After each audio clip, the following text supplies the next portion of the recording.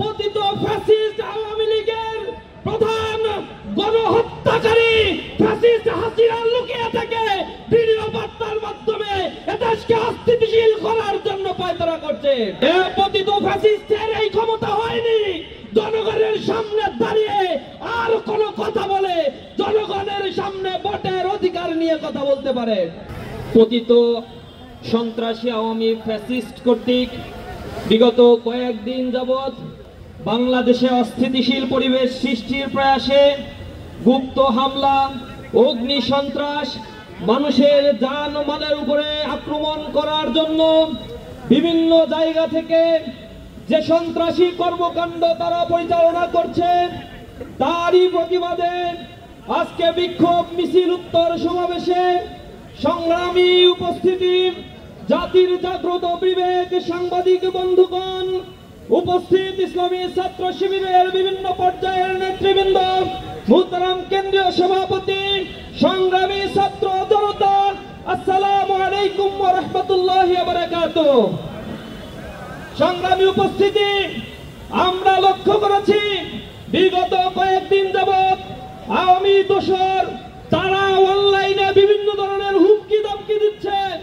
দিল্লিতে বসে পতিত ফ্যাসিস্ট আওয়ামী লীগের প্রধান গণহত্যাকারী ফ্যাসিস্ট হাসিনা লুকিয়ে থেকে ভিডিও বার্তার মাধ্যমে দেশকে অস্থিতিশীল করার জন্য পায়তারা করছে।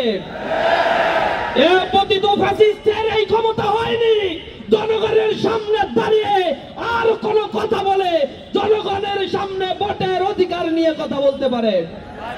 জনগণ আজ জেগে উঠেছে। আমরা দেখেছি আওয়ামী লীগকে বিগত এক বছরে প্রায় 40,000 আওয়ামী লীগের নেতা কর্মীকে গ্রেপ্তার করা হয়েছে। তার মধ্যে প্রায় 35,000-এর মতো তাদেরকে আবার জামিনও দেওয়া হয়েছে। তাদেরকে ধরে নিয়ে জেলখানায় জামাই আদর করা হয়, আপ্যায়ন করা হয়, গায়ে হাত দেওয়া হয় না। বের হয়ে গিয়ে তারা আবার হুমকি দামকি দেয়। আমরা বলতে চাই, কাদের ইন্ধনে জাতীয় অপকর্ম করার সাহস আজ আওয়ামী লীগ পায়? এখনো জুলাইয়ের শহীদের রক্ত কথা বলছে। সংগ্রামী উপস্থিতি, আপনারা লক্ষ্য করেছেন একটা রাজনৈতিক দল তাদের প্রধান নেতাদের মধ্য থেকে যখন কথা আসে যে আওয়ামী লীগের বিরুদ্ধে যত মামলা করা হয়েছে ক্ষমতায় গেলে তারা সকল মামলা নাকি উইথড্র করে নেবে। আমরা শঙ্কিত হয়েছি, তারা ম্যান্ডেট দিয়ে ক্ষমতায় গেলে জুলাই সনদ তারা আসলেই বাস্তবায়ন করবে কিনা। আমরা শঙ্কিত রয়েছি, গণভোটের রায়কে তোয়াক্কা করে আবার কোন ফ্যাসিজম তারা কায়েম করবে কিনা। আমরা খেয়াল করেছি তাদের নেতা হেয়ালিপনা করে বলেছে, তাদের নেতা খুব হাস্যোজ্জ্বল ভাবে বলেছে এদেশে নাকি পেঁয়াজের সংরক্ষণাগার করার জন্য এটা খুব বেশি প্রয়োজন, গণভোটের চাইতে বেশি প্রয়োজন সেটা। তা আমরা তো বলি বাংলাদেশের জাতীয় নির্বাচনে প্রায় 2,995 কোটি টাকা বরাদ্দ দেওয়া হয়েছে। তো এই বরাদ্দের কি দরকার আছে? এই 3,000 কোটি টাকা এরা জনগণের মধ্যে এখনো পর্যন্ত বাংলাদেশে 30 লক্ষ বেকার আছে। এই বেকারদের মধ্যে ভাগ করে কর্মসংস্থান সৃষ্টি করলেই তো হয়। জাতীয় নির্বাচনের কি দরকার আছে? তারা তো ধরেই নিয়েছে তারা জুলাই সনদ মানে না, গণভোট মানে না, স্বাক্ষর করছে, এখন তারা নোট অফ ডিসেন্ট দিয়ে বসে আছে। তারা বাংলাদেশের সংবিধানের গুরুত্বপূর্ণ সংস্কার মানে না। তারা শুধু চায় একটা নির্বাচনের মধ্য দিয়ে ক্ষমতায় যাবে, ইতিমধ্যে যা লুটপাট করেছে তা দিয়ে কয়েক হাজার গণভোট করা সম্ভব। এই লুটতরাজ এইগুলোকে বৈধতা দেওয়ার জন্য তারা শুধুমাত্র তথাকথিত একটা নির্বাচনই চায়। জনগণ তাদের এই ফন্দি বুঝে গিয়েছে, আর জনগণ ফুঁসে উঠেছে, আওয়াজ তুলেছে, সর্বস্তরের জনতা কথা বলছে।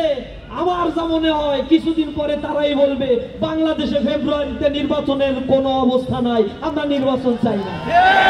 তখন আবার জনগণ ফুঁসে উঠে এই নির্বাচনই করাবে, তখন তারা আবার বয়ান ছাড়বে আলুর দাম বেড়ে গিয়েছে, আলুর ক্ষেত্রে ভর্তুকি দিয়ে জাতীয় নির্বাচন দেওয়ার দরকার নেই, পিছায়। এবং তারা যখন বুঝে নেবে যে তাদের ক্ষমতায় যাওয়ার কোনো স্কোপ নাই, সুযোগ নাই, জনগণের ম্যান্ডেটকে তারা আসলেই পছন্দ করে না, তারা চায় যত্রতত্র ক্ষমতা। তারা জনতাকে পছন্দ করলে জুলাই আন্দোলনে যারা শহীদ হয়েছে তাদের শহীদদের স্বীকৃতি দেয়া, আহতদের স্বীকৃতি দেওয়ার জন্য জুলাই সনদের ভিত্তি এই বাংলাদেশে আরো 1 বছর আগে দরকার ছিল।